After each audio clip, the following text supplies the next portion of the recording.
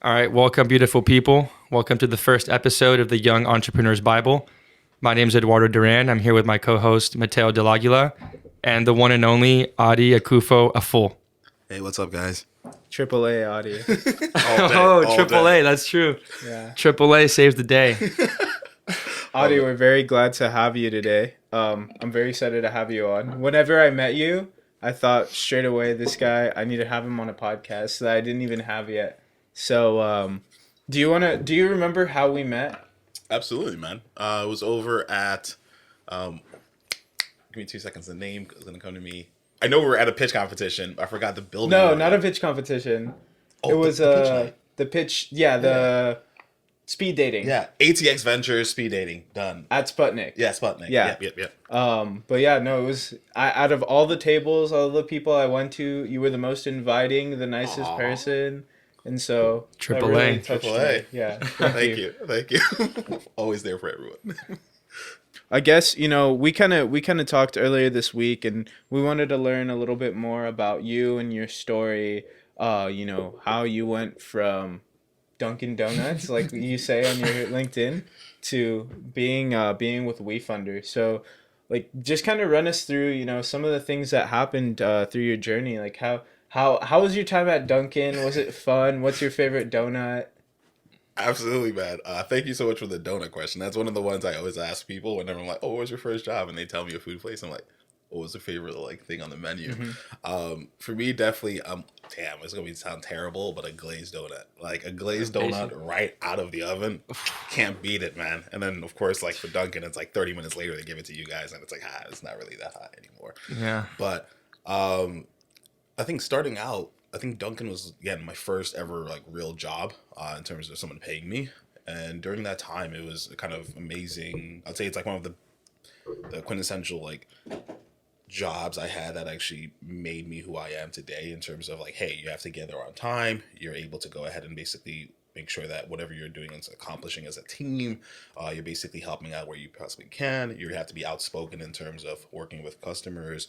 At the same time, making sure you're like your usuals. It's like, hey, when somebody walks through the door into usual, go ahead and do that first, or at least like put it out there so that everyone knows in terms of like the actual the process of like, hey, here's your cup of coffee, here you go. By the time since they're usual, it's like fantastic. They come in, you give it to them, and they feel happier. So it's like all this kind of rapport building and everything that goes into becoming more of like a business developer later on, especially for like WeFunder and a few other companies. Like I learned it at the very start at working at Dunkin', so it was kind of crazy overall. And I'll say there's some amazing stories of of like us basically having to, like, remember there was one time there was one of the branches didn't have any donuts, and so we had to like kind of share how many donuts we had on one location where it was like, yo, run it over there to the other side. Okay, never mind, they're closing, you have to go grab the donuts and bring it back. I'm like, all right, I don't know how this is gonna work out, but fun stories, fun times. Yeah, no, I mean, I think first jobs are super important because at the time you don't like take it. You don't realize. Yeah, you don't realize it's like the beginning of a long, long career journey. Like, what was your first job? I was about to say, my first job was Cold Stone Creamery ice cream. So you had to sing? I mean, yeah, a few. I don't remember. All right. I didn't really. I was more of a trick guy. Yeah. And you have like the little. They call them spades, Yeah. like the little like Dude. big spoons or whatever. Yeah. Dude, and I worked with my brother actually, and we would like toss it up, and like I would get it stuck on the ceiling. Like I would hit it so high it hit the ceiling sometimes.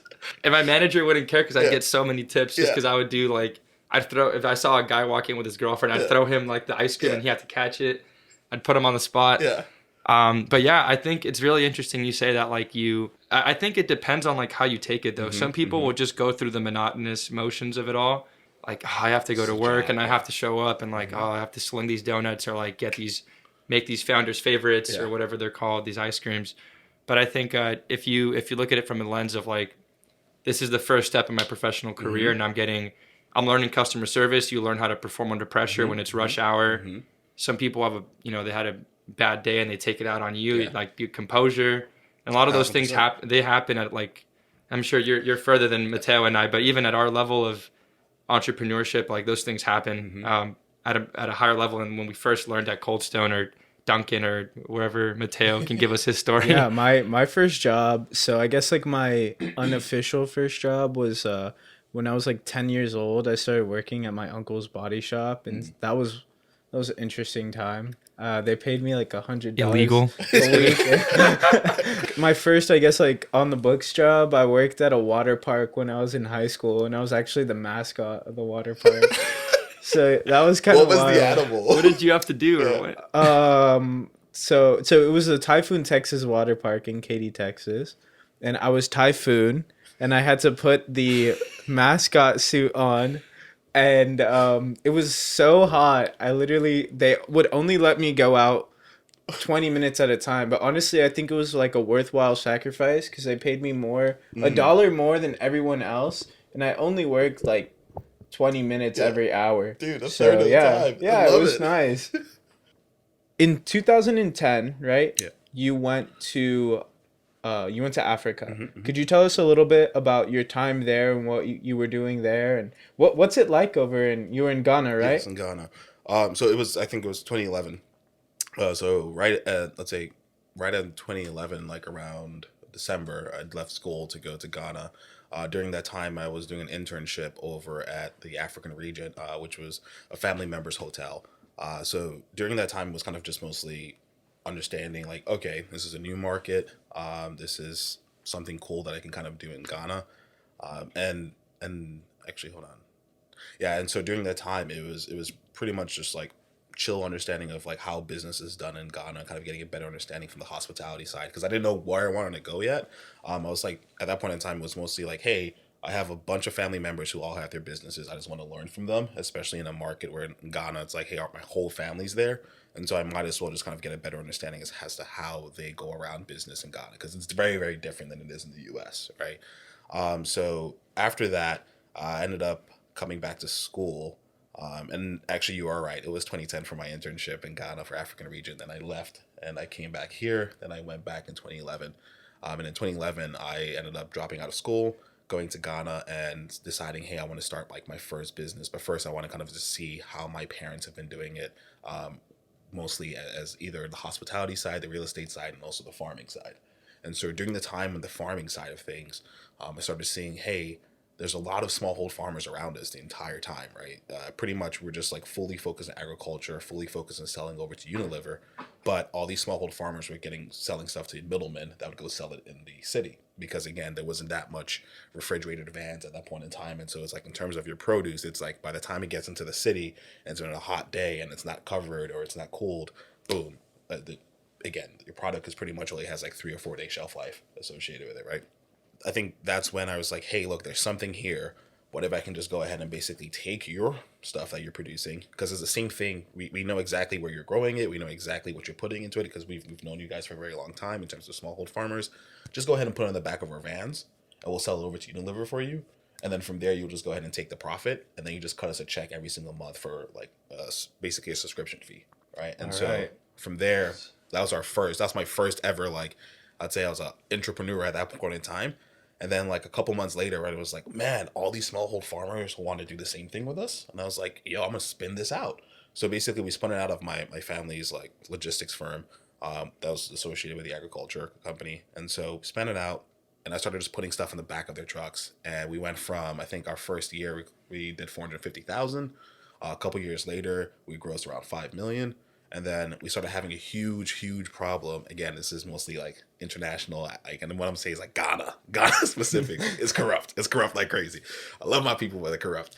And so when we got to a point where we were doing like 5 million, I wanted to buy more trucks, right? Because I'm like, yo, there's only a limited amount of trucks we can get. And then buying trucks in Ghana was like, you bought it and then you have to fix it the very next day. So I wanted to buy trucks. We started importing them from China, and then it got stuck at at customs at the ports, and it would get stuck for like 8 months. Damn. Right. Yeah. And so like I couldn't grow because of that, and I couldn't do anything.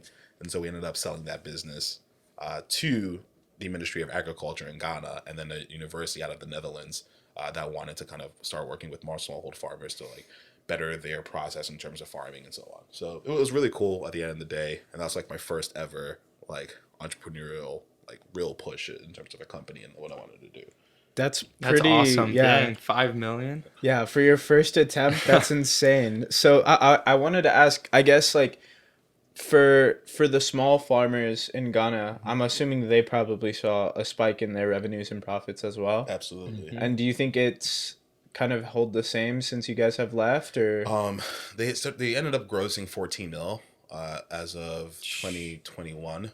But again, I think it was like 2020 was a little bit of a dip because a lot of people weren't like purchasing. But 2021 is like picked back up and it was like 14. I haven't checked on the latest report yet because again, right now we still own around 7% of the company, so it's not too bad. But we still get the end of the year reports, we still get our dividends and so on. But it's I think they're doing well. I'm not sure in terms of how. I have to definitely check in and see how they are being treated. But I know in terms of a revenue standpoint, the company's making money, and nothing has changed in terms of the subscription agreement with them, right? So it's still only costing them about $250 a month, right, in order to basically be a part of that. But there's a lot of smallhold farmers. That's one thing you guys have to know. There's a lot. Yeah. So with that, with the, I guess like the subscription based pricing that you chose, what inspired that? Because this was kind of a new thing in 2010. Oh, absolutely. At first, I didn't even call it a subscription. I was just like, hey, you guys pay a fixed monthly fee every single month. And so for that one, it was pretty much like I want to make sure it's affordable for them, and I want to make sure that I'm making enough profit on their products in order for them to be able to pay that monthly fee. If I wasn't doing it, then of course we'd lower the fee and basically be like, hey, we'll give you this month free just due to the fact that we're able to sell your product. But again, Unilever was such a huge like purchaser. Pretty much they do pineapples, everything in Ghana, pineapples, rice, all of that. They basically pick up. And then in terms of like tomatoes and stuff, we basically shipped it over to Nigeria, and then Nigeria would can it and then basically ship it out.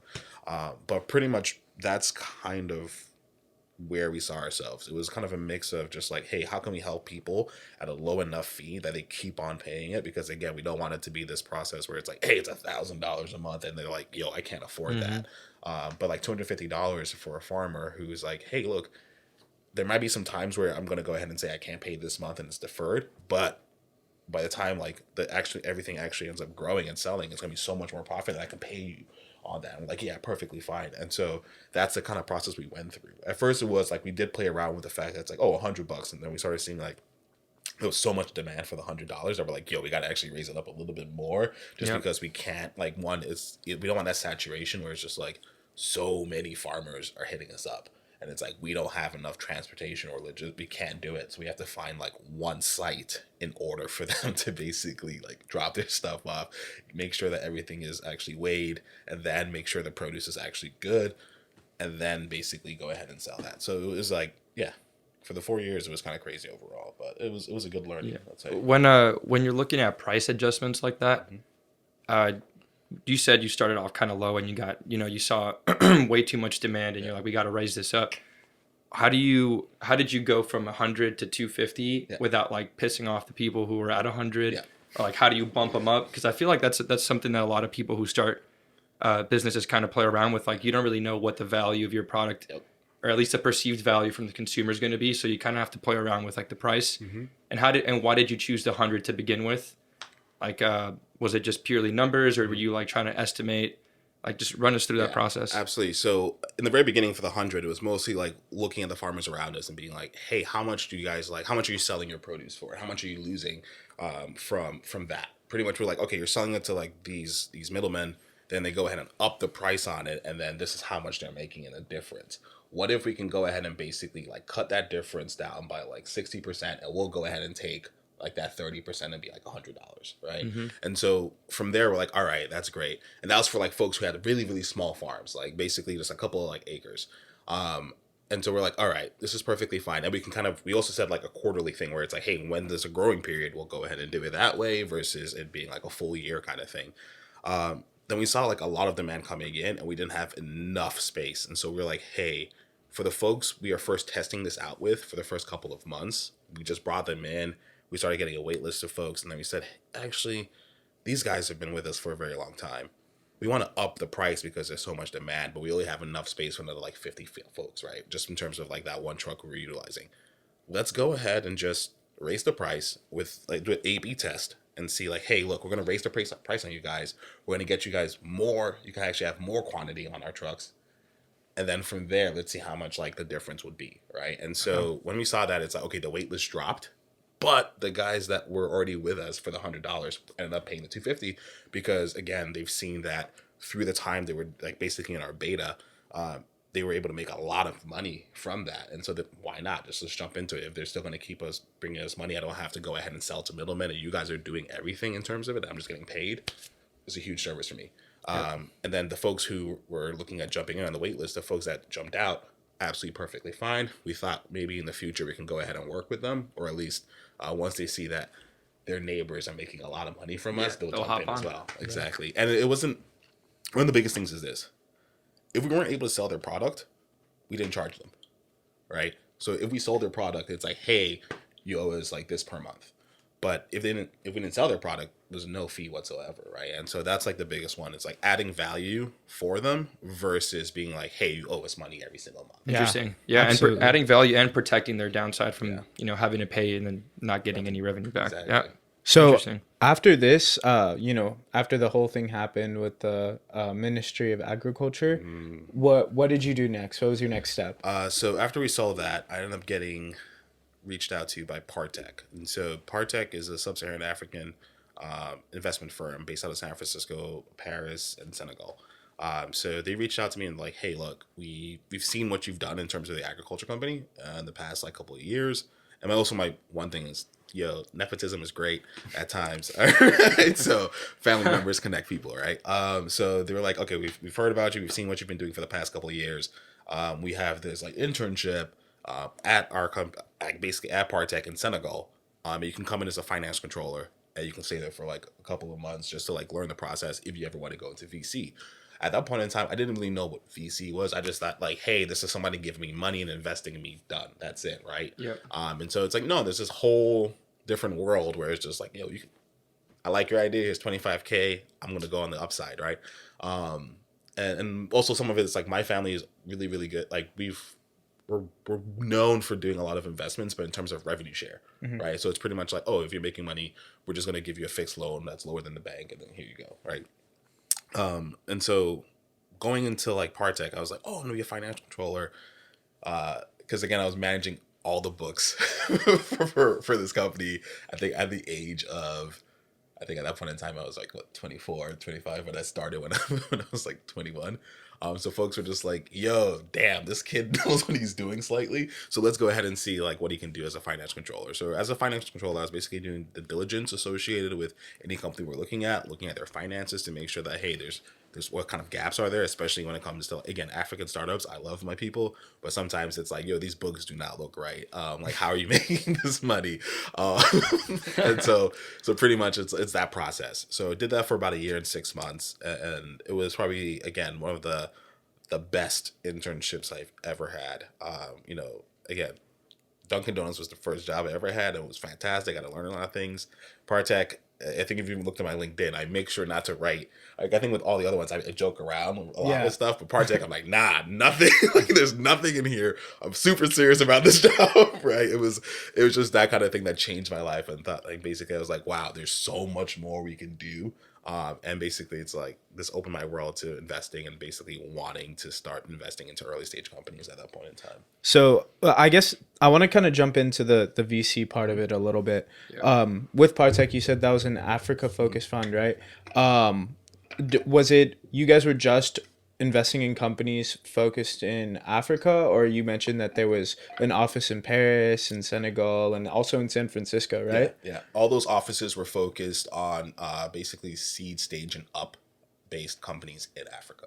Got it. Yeah. And so I guess what I'm wondering is, and I mean, you probably know this, but for like founders that are people of color, for Black and Latino founders, we only make up like 3% of kind of deployed VC capital. It's very, very minor. How different is it here, like the VC space here, as opposed to in Africa? Oh, sorry, let me take that back one more step. It's sub-Saharan based businesses in Africa and also the Middle East. Sorry. Okay. So to your question, I'd say it's extremely different, right? In the early stages, I'd say back in 2016, right? 2016 in Africa, there weren't that many people investing, right? It was still individuals looking outside of the continent in order to basically raise capital. Like that, this was not a thing.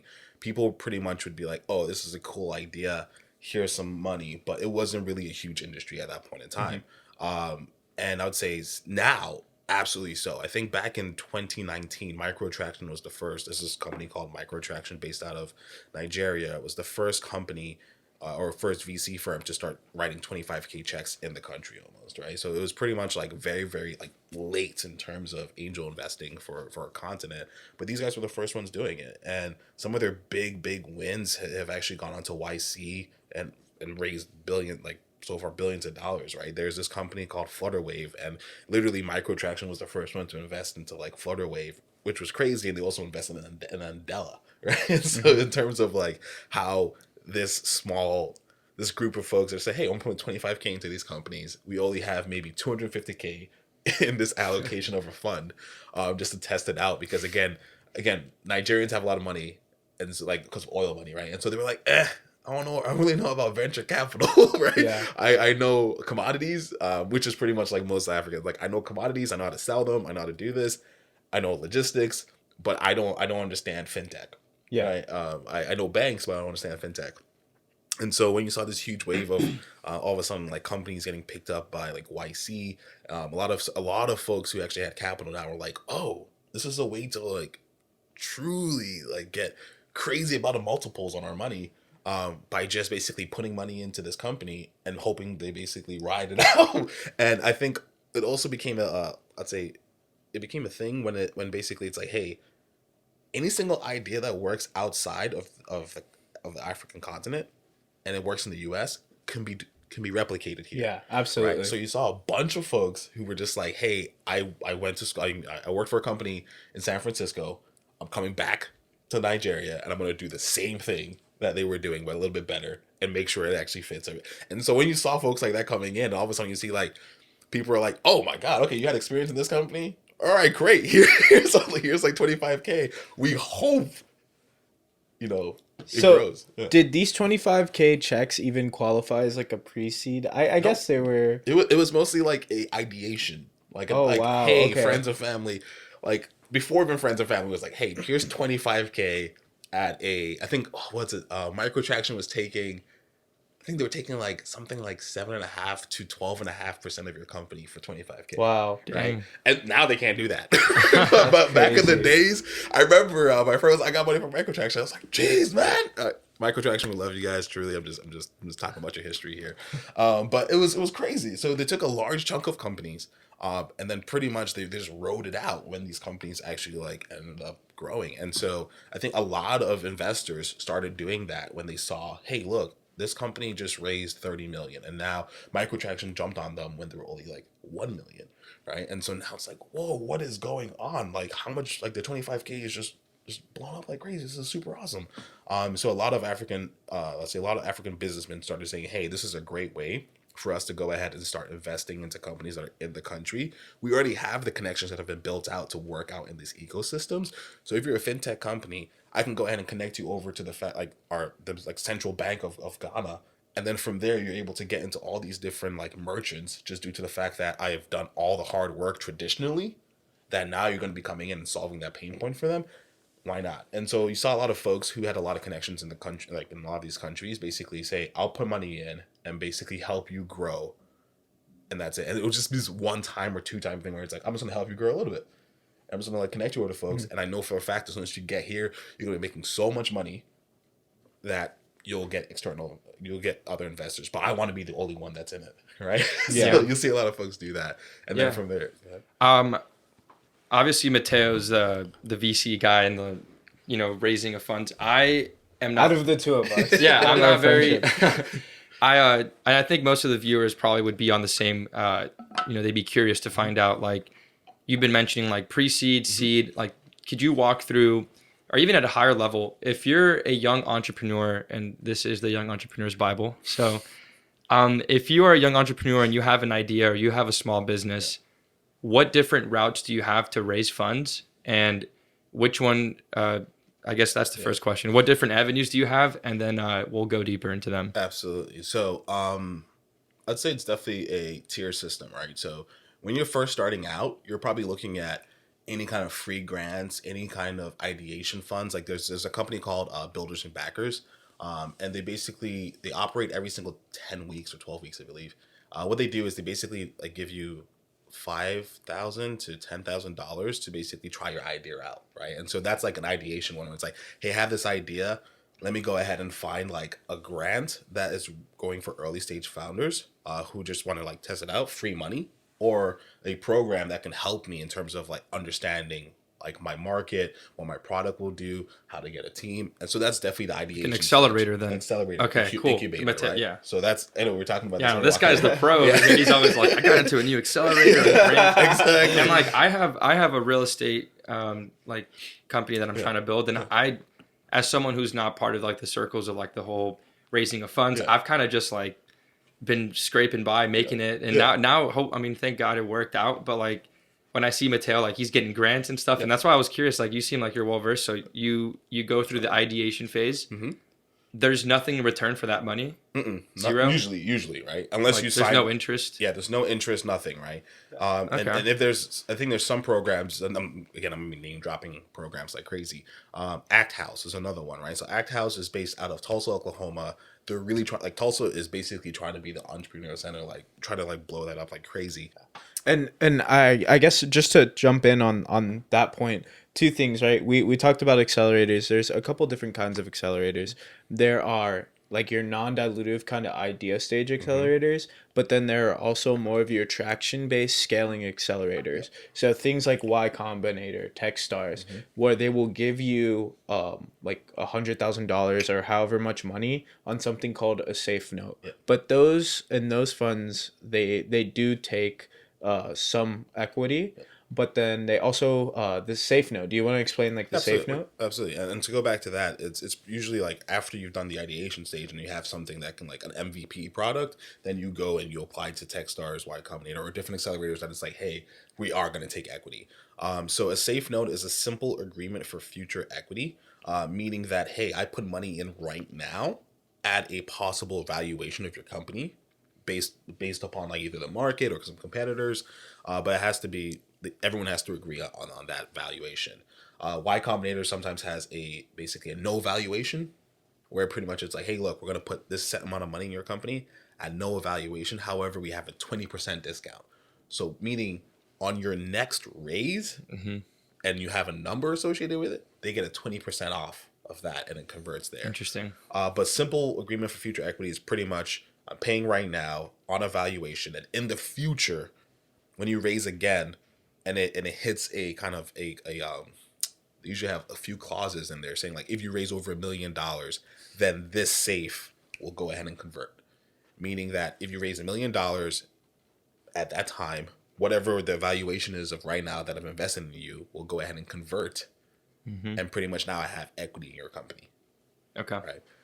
And there's a lot of different equity management platforms as well. We can get into that another time. Yeah. And then I guess, like, for example, with Y Combinator, can you, just for those that might not know, can you kind of explain, like, some of the companies that have gone through Y Combinator? Yeah, I don't know. Yeah. Besides everybody. WeFunder. Everybody, right? WeFunder for one. But I would say Uber didn't go through them. However, they went through their investment. So basically, they went through Y Combinator school, did really, really well, and then they got a $25K check, right?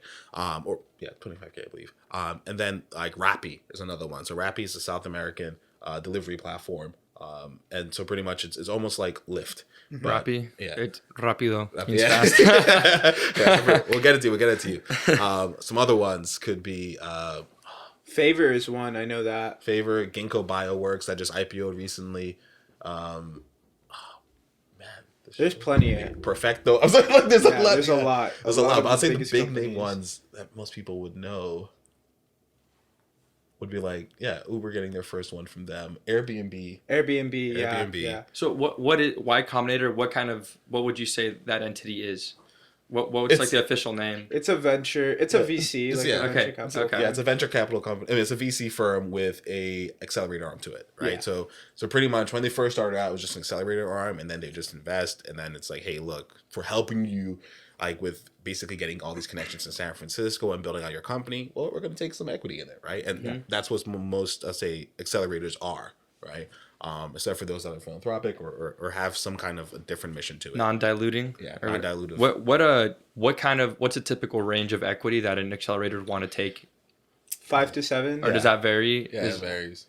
Okay, but 5 to 7 is pretty typical. Yeah. If any of the other ones usually ask for more, you gotta figure out They're why. being sharks. Like, just figure out why. Because again, I think there's a lot of accelerator programs out there that say they can help you out, but again, one of the things is do your homework associated with like these accelerators, like basically speak to past folks that have gone through it and see where they are currently and whether or not the accelerator actually helped them get more funding or get more connections and so on. Because you will have some value add like accelerators where it's like, hey, the moment you get in, it's like boom, like you are going to be making so much fun, you're going to be making so much profit, or you're going to get so many connections. But there's some folks who just put money in, and then basically if you win, then they promote the hell out of it, right? Yeah. And so Yeah, I guess I want to kind of talk about something that you were mentioning earlier, and you're talking about MRR, right? MRR is like super important. It's one of kind of the best baselines for companies' performance or how they're growing. Now, one thing that I've noticed, I'm sure you've noticed this too, and it's kind of interesting, but like for the sole purpose of getting a positive MRR, like a good MRR, a lot of companies have switched their financial model to like a subscription revenue sort of thing.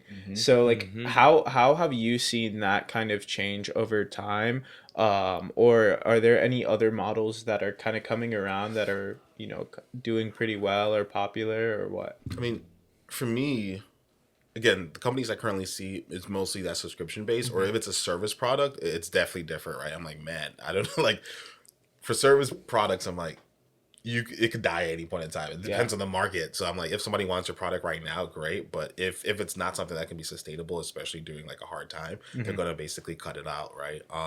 But for subscription base, it's mostly like, okay, I can see exactly how many people are currently coming in. I can see how much you've kind of like how much your like let's say your digital ads are bringing in terms of new users. And so for an extended period of time, like if I was looking at a chart, I'm like, okay, they've signed on 5 million folks. I think right now, a good example is Netflix, right? So Netflix had a bad quarter. Had many bad quarters. Quarters. Their stock was pumping today. Yeah, exactly, right? So, so the crazy thing is people were like, nah, Netflix is going to go down. But then for me, I remember I looked up like similar web. I think that's what the site was. And it was like, basically it tracks how many how many unique viewers are coming to your website.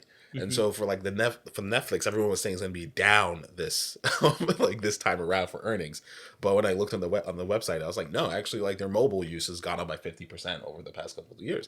For the past couple of months, right? And so on their earnings call, they said, oh, we just signed on 5 million new users via mobile, right? And so it's like, yes, we had a down quarter, but the fact that we're bringing in 5 million new users, and that means it's going to be bringing in like, let's say $10 a month or $12 a month on a subscription, right? It's like, okay, in terms of longevity, in terms of like their revenue, it's going to spike back up, right? Yes, right now, this past couple of months, it's absolutely down, but it's going to spike back up. I am not giving you advice on to invest in Netflix. I'm just saying that's what currently happening. That's why you saw that huge pump today. Everyone thought it would go down, but boom, just the fact that, hey, look, in the next couple of months, they're going to be bringing in so much revenue, basically drove it up.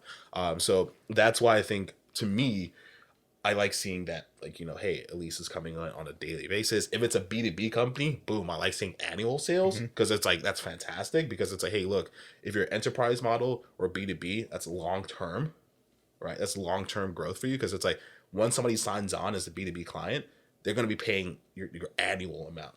That's it. And then every single year, they're just going to keep on paying it, hopefully, right? And so that's why I think those are the two models, where it's like either it's monthly recurring, where, funny enough, even if it's like annual, people still split it up on monthly. Like, when do you look at, like, when I look through folks like P&Ls, I'm like, hold on a second, oh, they're pro formas. I'm like, all right, okay, so you're selling annual, but at the same time, it's split monthly, just so that you can kind of say, hey, look, every single month we're bringing this certain amount in. But yeah, that's pretty much it. I'd say there's no new models unless it's like a CPG product where I'm like, hey, look, that just depends. It's how much money you're bringing in on a monthly basis and revenue. But if it's a company that's in tech and that's actually selling to consumers and it's like trying to do it on a monthly basis, subscription makes sense. Yeah, definitely. And what one thing I wanted to talk to you about, and I wanted to get your kind of taste on, was right now with the way that the markets are looking, it has been extremely difficult for people to raise pre-seed or Mm-hmm. seed funds. A lot of people are just switching to like Series A through C. How does that look for, maybe friends and family Yeah. rounds or community Yeah. rounds? I mean, it looks good for us. Yeah. So I think, like, even taking it back to 2020, when pretty much everything was closed down, VC stopped investing. They were just basically reinvesting in their portfolios. What we saw was a huge uptake of companies just basically raising community rounds due to the fact that, hey, I can go ahead and call my own valuation. I don't want a down round just because like the ecosystem is basically failing and no one's investing. I know the value of my company, and I know my friends and family also know the value. And the best thing about targeting community rounds like WeFunder, where it's like, hey, look, any customer, no matter how much they are bringing in terms of the annual revenue, can invest a couple $100 into my company. Is the fact that consumers are going to be driving this no matter what. If your product is consumer focused in any kind of way, or there's already individuals who are truly like love it, like let's say World Tree was one that's on WeFunder. Luckily, they're not raising right now, so I can say it. So, Okay. World Tree, basically, pretty much, it's like, hey, carbon emission trees, right? And so people are like, yo, I love the sustainability of this. I basically love this mission. I just want to invest, right? And so, pretty much, it just called their own evaluation, and then people just invested and they were able to raise $1 million within like a month, right? And it was just Wow. because, again, it's like, hey, there's this touch point that I'm really passionate about. I love climate. I want to invest a couple $100 into this to make sure long term wise this is able to be done, right? And so I think community rounds allows you to one, raise a friends and family round, and also bring in individuals who you may never have had a touch point with before, but saying like, yo, I understand the mission you're going towards. I want to go ahead and invest in it as well. Hopefully you're the one to do it, but I'm just going to put in money in because one, I just believe in what you're doing. At the same time, I want to take it back too. I think there is, for a company to actually have gone through a community round, there has to be a point where it's like, you know what you're talking about, right? Yeah. So it's not just like, hey, I'm gonna put out there and put a bunch of ads and then pretty much I'm gonna raise $1 million. No, people want to do background checks on you. Okay, how can you solve this problem? What do you know? Who's on your team? So there's gonna be a lot of different factors to having an actual successful community round. But in terms of like just being on the platform, in terms of just saying, hey, here is a portal, here is this like podium I could put myself on right now, and anyone who's interested in basically solving this mission with me can kind of basically invest. That's what we're here for, and that's what most Rec CF platforms are here for. Okay, got it. So, for example, with like that company that you were just talking about, for their valuation, that wasn't just poof, like straight out No. the air, right? Yeah. Okay, they had some Yeah. skin in the game to Yeah. know. All right. Well, I mean, I guess the last thing I kind of wanted to talk to you about, since we're kind of coming up on time now, is when is the Flower Beard Music Festival? Right. Coming back. Yeah, the funniest thing is when you guys mentioned this a couple of days, I was like, yo, how the heck did you guys find this, man? I've hidden this for years. Yeah, we'll see, man. We'll see. I would say if I ever go back to Rochester, I think actually Austin probably be a perfect place for it. Yeah. I think it would. I would like to do something like that probably next year, next summer. Like Alright. I'll do a small one, man. I'll do like a backyard one where it's like max amount of people, 250, and just get a bunch of bands that people just vote on locally to come and just basically like rock it out. Make it a little bit about tech though, but Do you have any tips for beard growth? bruh, unfortunately, no. I'd say cut it every now and again, just like a little bit, so it just keeps on growing, Yeah. just like trim it. Definitely use it like oils are great, but man, I would say back in the days, if you saw my beard, like yeah, it was kind of crazy. Like How long were we Is this talking? not like the longest? oh heck no, man. He's like, I think I had enough to Wow. hear. And the thing is, like, I always have springy hair, so I remember I pulled it once and I was like, yo, but yeah. And then my partner told me to cut it, so like nah. So, How like, long? How long did it take to grow? I think that one was like about a year and a half. Wow. Yeah, Damn. yeah. Yeah, the thing is, When like, was the last time you were clean shaven? clean shaven. My mom came to town, so I just shaved. Like, I'm sorry, I'm an African kid. So like when your mom comes into town, you can't have a messy face, and so like I just went clean, and so like just went clean. I think that was November. Yeah. So November. Damn, that grew 28th. quick. Yeah. So November 28th. Yeah. Yeah, my mom and I, we would go back and forth on my facial hair, and eventually I think at one point she like conceded, only because now it doesn't look like as bad as it used to. Yep. It looks good, and maybe I'm a little bit older and whatever. So, but you know, it's a struggle because I enjoy having it, and then sometimes I'll shave it off. But I think right now I found a point that I like with it. Yep. So Keep I'll it. trim it, keep it around, but. I'm usually clean, 100% clean. It's the longest I've ever grown my stash out. I've been encouraging him to keep it going. Yeah. Keep it, man. Keep it. It's the longest I've ever tried, to be honest. As immigrant kids, we have to always like cut it down, but I think it comes to a certain point. I think like after it's like, oh, you graduated and everything. They're like, all right, do what you want. And they're like, oh man, that beard actually looks good. It's like, yeah, I could have had this when I was like 18. But absolutely. So I just say, live it. Cool. Awesome. Well, thank you for coming today. We really appreciate having you. You know, you're the perfect first guest for us to have on today. You. First of many. Yeah. Also, I just want to ask if any of the viewers want to get in touch with you or look up any of your, you know, like you have any channels, YouTube, Instagram, where LinkedIn. I'd say LinkedIn for now. Definitely just type up Addie, Adie Akuffo, and I'll pop up. Feel free to reach out if you're looking for either any kind of grant help associated with it. I'm happy to go and connect you over to different folks. Same thing for if you're looking to raise a round in the future. Super happy to help out there as well.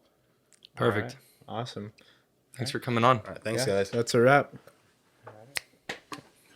Thank you.